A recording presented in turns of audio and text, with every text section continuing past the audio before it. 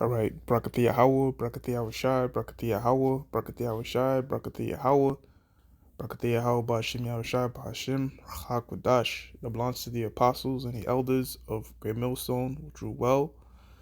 Salutations to the hopeful elect out there, you Akim to the Dakim, that do this thing in the utmost truth and sincerity.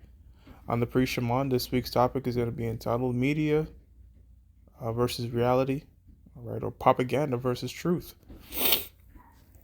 And this is inspired by what's going on over there in the U, okay? The war that's going on over there, so called, okay? And I want to say this: the images that we see over there in the Ukraine right now is no different than the images they show us with moderate rebels in Syria or Black Lives Matters in the hood. It's a psyop operation. Unless you're on the boots on the ground, all right, you cannot trust what the media is showing you. You know, they'll have images to trigger emotions out of people to get what they want, the outcome that they want. I'll give you a prime example. When Black Lives Matters protest happened here in the Bronx by Fordham, we were told that was the people of Fordham breaking down and destroying their own communities. But if you lived in Fordham and know the people around there, you would know that they were fighting to protect those stores, and the intruders were people from out of state just trying to make a come up. But the narrative on the TV was telling you, oh, these people are frustrated of what's happening to so-called black people, right? The same thing with the colored revolutions in the Middle East, right? They had crisis actors to make it look like they were oppressed by um, the current government and funded moderate rebels, right? Another one. You could look up Max Blumenthal when he went to Venezuela. Remember years ago when they said that what's his name, Maduro. They wanted him out of there, so they would say he's starving his people. There's a famine. He's killing everybody. Max Blumenthal, he went to Venezuela, and he put a side by side comparison of what they were showing on the news and then what was really going on down over there, and it was peaceful as hell. He was able to buy food and all that. The only thing was it was expensive because of sanctions, right? So the price became inflated. So the propaganda in Ukraine, why is this happening? We got to think about it like this, first of all, before I continue, right? Russia versus Ukraine is very similar to like the United States versus Canada, all right? Not many people, not many Americans are going to kill Canadians and vice versa, especially not for somebody like Biden or Trudeau, right? They're not going to sacrifice their lives for those people if they specifically want just those people. It's the same thing over there in Ukraine, all right? Ukraine as a GDP per capita of less than $5,000 per person, right? So they're extremely poor. So when they get bombed and hit, they don't want to continue a war. They don't want to kill a Russian. A lot of their families are Russian. It's pretty much, you know what I'm saying? They speak the same language. They look just like them, same ancestry. So the U.S. media, however, is painting this narrative just like they do with Taiwan. You know, like they pull over these Taiwan people when they have revolts over there in Taiwan. They speak perfect English, right? So they have Asian provocateurs, and they're trying to get a certain image to rally up the minds of the people outside of Ukraine and Russia to what the hell is going on, right? So it's a lot of deception. This is the book of First Corinthians chapter 2 verse 11. For what uh sorry, Second Corinthians 2 and 11. This is lest Satan should get an advantage of us, for we're not ignorant of his devices. And the main device of this physical counterpart to the spiritual demon Satan, which is the so-called white man, is his media, is his propaganda wars. All right? Think about this for a second. Do you really believe the United States is in Ukraine because they want to liberate Ukraine and give them freedom? It's complete bullshit. You know? When has that ever been the case? That's the same narrative they've been saying for years when they go invade a nation. All right? Or establish a regime change. All right? And the regime changes, they pretty much have civil war within the country and then put up their own puppeteer leader. Okay? And they control the narrative from the outside with the news. All right? They just want Ukraine, again, as an extension of NATO.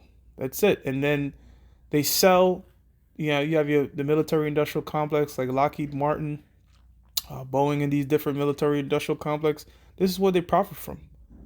Okay, this is why they wanted a guy like Biden in, because when Trump was in there, they wasn't making much money. There was no wars going on. All right, you have to sell armory, so they need these things to sell their armory to make their money. Now they can't bring it to World War III just yet. One, because the prophecies has to be fulfilled concerning the mark of the beast, and when that does happen, that war to end our war is going to be it. So I'm going to read this article. All right, this is Truth Comes to Light. The title is Ukraine: The Propaganda Wars. All right, you know, once Putin said let's negotiate. They didn't want to. Once a few bombs hit the ass, they're ready to talk. Okay, so they don't want to fight the Russians, man. Especially if not for the goddamn puppet leader. The same way you wouldn't want to put up guns and fight Mexico or Canada, all right, for Biden. It's the same shit over there. Ukraine: The Propaganda Wars by Daniel McAdams. Oh shit, Ron Paul Institute. So this is awesome because Daniel McAdams, he's on the Ron Paul Liberty Report. I didn't even know that he wrote this particular article, but those guys be on point. They you can check them out on the Liberty Report on YouTube. It says the media and the war machine. Do I repeat myself? Want us to take sides in the Russo-Ukraine war. To those of us with long histories in military conflicts in which the U.S. foreign policy establishment, media, and military have an interest, the terms are always framed as white hats and black hats, and you had better choose a side.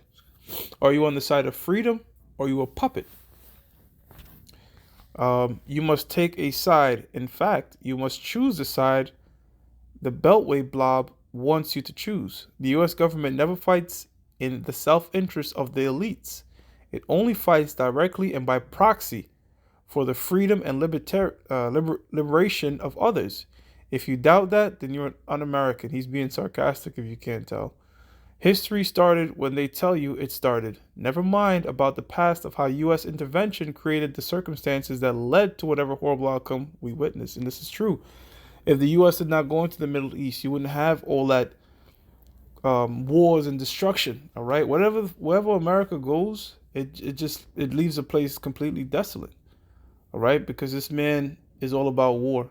Okay, the scripture says war is in his heart, war is in his mind.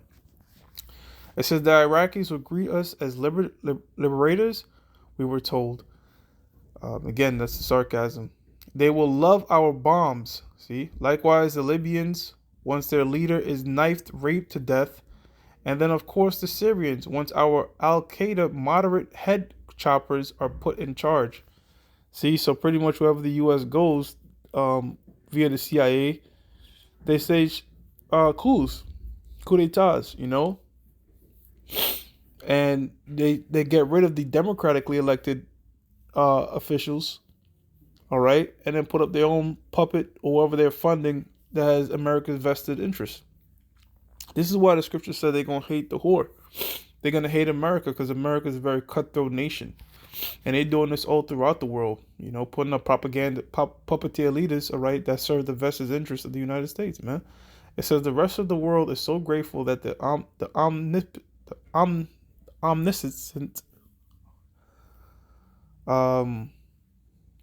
to say omnipotent, Washington foreign policy elites can choose their fate, Shalakia, for them. Surely they are too foolish to decide for themselves. Ironically, as the U.S. government and its obedient media were hysterically telling us we must demand Russian blood for their attack on Ukraine that had not attacked them first, the U.S. government that same day bombed the Somalian that had not attacked it first. Right, so that's the hypocrisy of the U.S. They're telling you, Russia's going into Ukraine when Russia didn't go first. Meanwhile, they bombing Somalia and shit, man. That had not attacked first. And let us not even talk about the horrific Saudi genocide with full U.S. support in Yemen. I probably know this show is going to get banned. There's too much truth on this, what's going on. With one voice, the U.S. media, political elites, and brainwashed sheeple scream out, you can't just go and attack a country that hasn't attacked you. And the people of Iraq, Syria, Libya, Somalia, Yemen, and yes, even Afghanistan scratch their heads in wonder at the ignorance, hypocrisy, and cynicism. Like an alcoholic may occasionally get a moment of clarity, a politician may sometimes get a moment of honesty. California U.S. Congressman as led Russiagate conspiracy theorist Adam Schiff spilled the beans in 2020 speech. It says U.S. chauvinism and warmongering is so ingrained that Adam Schiff can openly declare in January 2020 that U.S. uses Ukraine to fight uh, Russia over there, and our elites applaud. Fast forward 2 years later when Russia fights back and the same circle is outraged, right? Because the point being, and Vladimir Putin was saying is, years ago, NATO said we will not advance 10 inches eastward, and they've done way more than that. You know, they've pretty much made so much nations a part of NATO, and the thing with NATO was it was supposed to be dismantled when the Soviet Union was dismantled, but you know the Soviet Union was dismantled, but the NATO kept expanding. We know this is because of prophecy, but it's very hypocritical on the so-called white man's part. Continuing on, it says the U.S. uses Ukraine to fight Russia, but then when Russia fights back, we have to pour all our vodka into the street and launch World War III. The U.S. military industrial media congregational complex, that's more sarcasm because he's pretty much saying that Congress, all right, is bought and paid for by the military industrial complex that is behind this disastrous policy, known well, however, that war brings bigger dividends. Right, exactly, because you got guys that used to be in there like John Bolton. He was a complete warmonger, man. You know, look, we're for this war, all right, because Exodus was at 15:3. The Most High is a man of war. We want this place to go down, but we're just trying to bring out the hypocrisy of the so-called white man and the propaganda that he uses. Because soon, trust and believe, brother, the same propaganda that they use and to demonize people, they're gonna use it against us. Don't be surprised if the so-called white man states some sort of catastrophe and put Hebrew Israelites on it and demonize the hell out of us, man. Group us all together. That's how come these fools out there that teach things like, you know, go to a firing range and do all types of provocative shit, man, it's not wise, because this is going to get deadly for us as well, you know, to teach this word. Why? There's nothing new under the sun. We were persecuted back then. We're going to be persecuted now for teaching this thing. Biden's anti-war coalition of Raytheon, Lockheed Martin, and Northrop Grumman, these are all military industrial complex, sends $350 million in love weapons for NATO's non-violent war against Russia and the Azov battalism pacifist-style shelling of the Donbass, right? And if you know anything, you know that the Biden family was getting money from the Ukraine. So this is all a psyop, man, all right? The people of Ukraine, the actual people, all right, don't want to fight no Russians, man. They putting down their guns and going home, all right? But what they'll do is they'll have an agent provocateur over there that's, you know, because if you look at the riots, they look no different than a leftist rally. You know, a couple things burned down, Molotov cocktails, you know, masks on so you don't know who's who. It's shit stage, man, you know? They're trying to trigger certain images over here. It says this is not a what about column, however, it is just to point out how manipulated Americans are by the unholy partnership between government, Washington, parasitical elites, and the media. Perhaps the only thing worse are the third-tier flunkies who do their bidding in the international organization. Yesterday, NATO Secretary General Jens Stoltenberg announced that NATO countries were going to send more weapons to Ukraine. Brilliant. Bureaucrats, especially stupid ones, always double down their policies are shown to be failure. As one report quoted, the failed Swedish political NATO chief, we see rhetoric, the messages, which is strongly indicating that the aim is to remove the democratically elected government in Kiev, he announced after a meeting with NATO leaders, right? So this is, somebody says, what? NATO must send weapons to Ukraine because Russia is attempting to remove its democratically elected government? How dare they? Don't they know that's our job?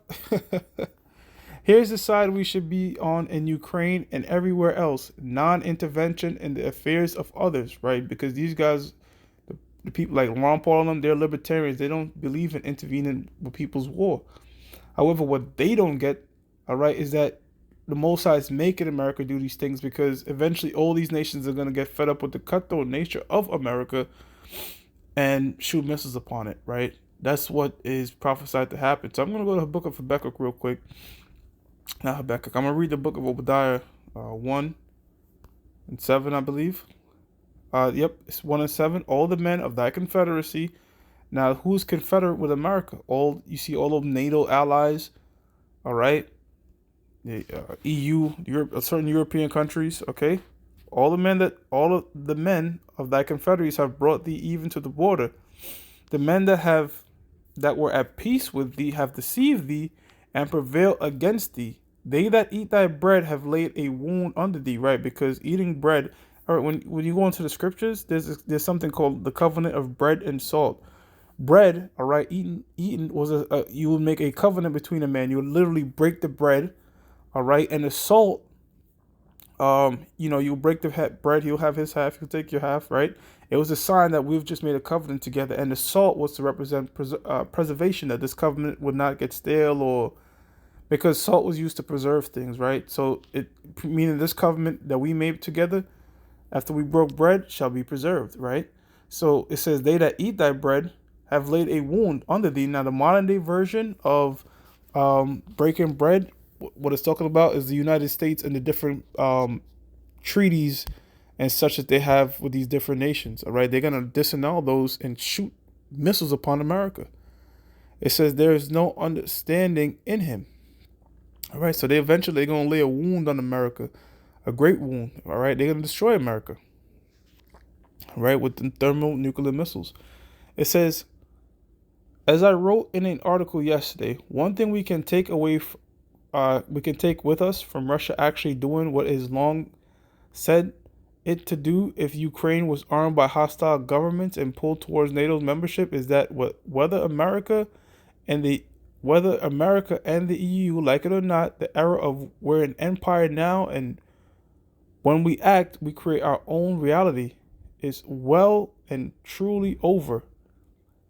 Its end, its end is not to be mourned, but to be celebrated. The only pro-American foreign policy is non-interventionism in the affairs of others.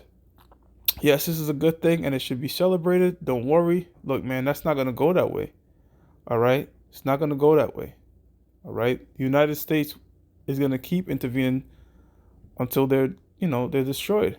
All right? So you pretty much got the gist of it, man. All right? That this is no different. What's going on over there is no different than moderate rebels in Syria. All right? The People's something party, I forgot, that was going on in Ecuador. Black Lives Matters over here in the United States. All right, there's a lot of protesters in Taiwan. All of a sudden, for some reason, all those people that are rioting in the interest of what America wants. Come on, man. It's nonsense, man. It's all BS, you know. But ultimately, look, they don't stand a chance against Russia. They're gonna pretty much concede, okay? And what's gonna happen ultimately is a lot of nations over there that's close to Russia is gonna join Russia again. So the Mossad is steering it in the direction of World War III, but at the same time, the Mossad has the so-called white man using a lot of propaganda to play on the minds of the people over there. All right, so hey, man, stay aware of what's going on. A lot of it is bullshit. Nothing new, nothing different than the bullshit wars in the Middle East and some of the civil wars you see here in America. All right, I'm gonna give all praises to Yahweh, Ba'Shem Yahweh Shah, Ba'Shem Hakodash, that belongs to the apostles and the elders of Great Millstone True Well. Salutations to the hopeful elect out there, you Akim to Sadakim, that do this thing in the utmost truth and sincerity. Shalom.